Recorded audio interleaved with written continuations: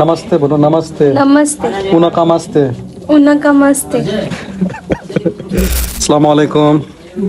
Firoza opa, mana Bahodir aka sho'ttalar. So'rayotgandingiz, qanaqa nima? Assalomu alaykum.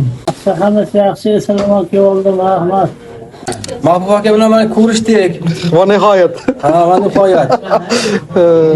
Osh qilib beraman deyapti hozir. Sizlar ko'rganda osh qilib beraman deyapti. Albatta, albatta.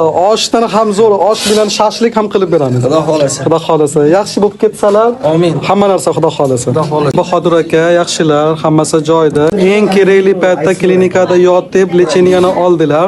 Qorindagi suvni ham oldirdik.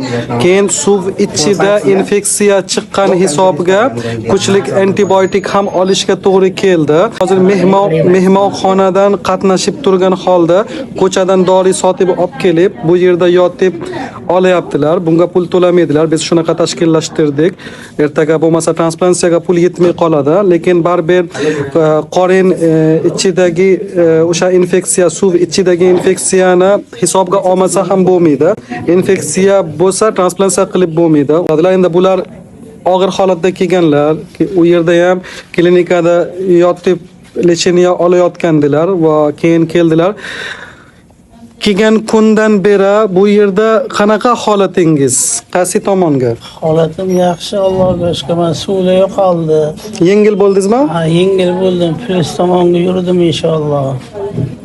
Xohlasa o'sha operatsiyadan salomat chiqib olsak, shu hammani duo qilaman inshaalloh. Albatta inshaalloh. Yuzimiz yoriq bo'lsin ilohim.